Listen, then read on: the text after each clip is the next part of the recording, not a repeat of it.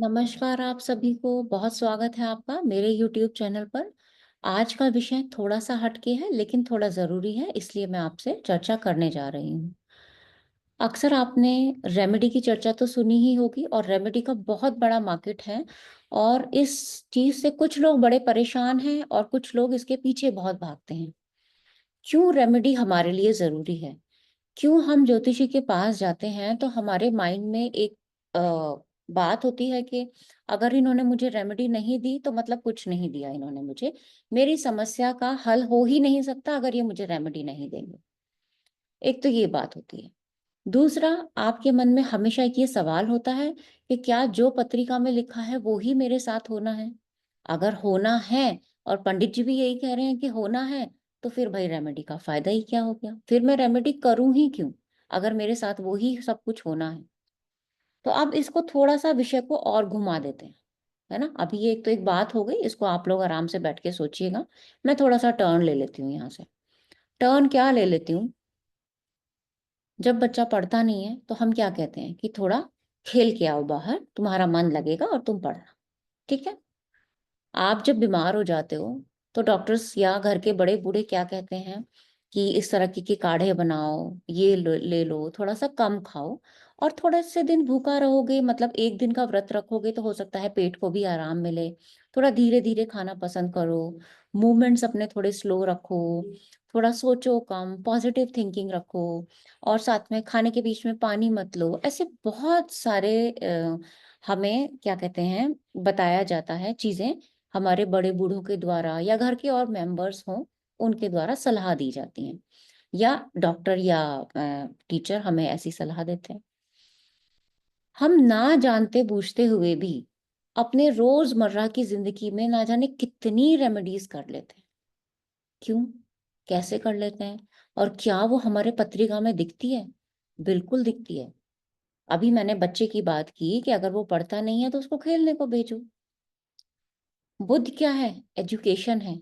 अगर कहीं से मार्स का इफ़ेक्ट है या मार्स बुध को डिस्टर्ब कर रहा है, डिस्टर्ब कैसे होता है ग्रह पत्रिका में, वो पूरा चार्ट हम एक्सप्लेन करना सीखेंगे आगे अपने वीडियोज़ में।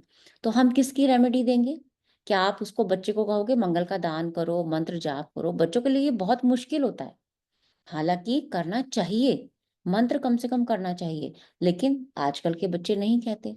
तो हम उन्हें दूसरी रेमेडी क्या दे सकते हैं, जो उनको पसंद आएगी कि आप आउटडोर एक्टिविटीज़ करो। तो हमारे किस प्लैनेट का हमें काम है? मुझे एजुकेशन चाहिए, मैं बुध को ले रही हूँ। मुझे स्टेटस चाहिए, मैं शुक्र को लूँगी या सूर्य को लूँगी। उसको डिस्टर्ब करने वाला ग्रह कौन है?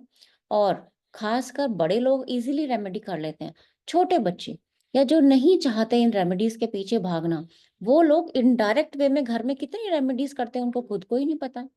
सैटर्न कौन है? सैटर्न है रोग देने वाला ग्रह। अब रोग जब सैटर्न आपको दे रहा है, तो ठीक कौन करेगा?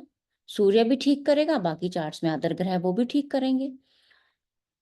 धीरे-धीरे खाना खाना, भूखे रहना, बासी खाना ना खाना, ये क्या है? ये सैटर्न ही तो है।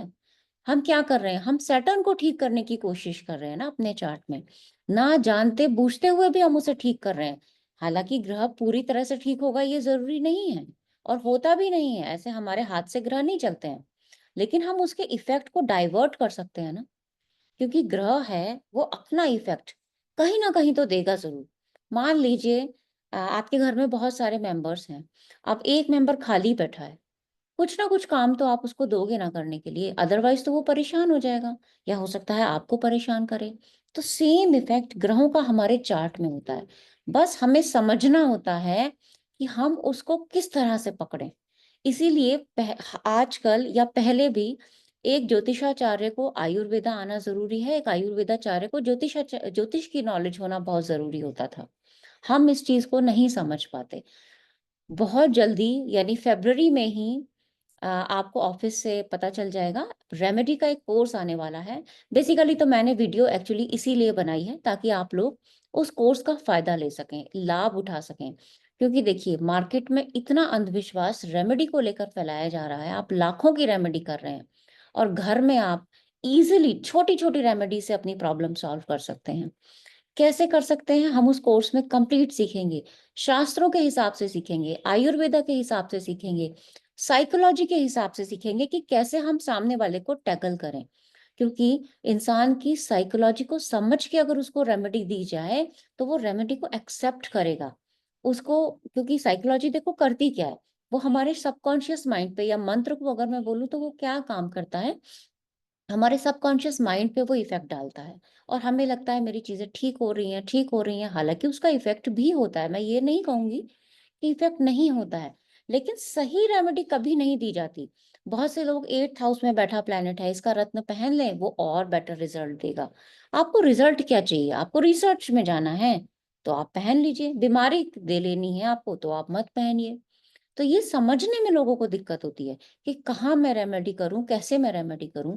तो ये जो कोर्स डिजाइन किया गया है, ये आयुर्वेदा, ज्योतिष और साइकोलॉजी, तीनों को कंबाइंड रिजल्ट देके, और वो भी बुक्स की हेल्प से, शास्त्रीय पुस्तक होंगी सारी, जिसकी मदद से आपको पढ़ाया जाएगा, सिखाया जाएगा।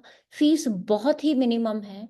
जो लोग एपीए नहीं कर चुके हैं हमसे, वो भी ये कोर्स ज्वाइन कर सकते हैं। तो आप ज्यादा से ज्यादा इस कोर्स का लाभ लीजिए। आज के लिए मैं इतना ही रखूंगी। कोई भी कांटेक्ट करना हो आपको रेमेडी कोर्स से रिलेटेड, फेब्रवरी के 9th, यानी 9 फरवरी 2025 से ये स्टार्ट होने जा रहा है। आप ऑफिस संपर्क कर सकते हैं, मेल कर सकते हैं। आज के लिए इतना ही रखेंगे। बहुत धन्यवाद।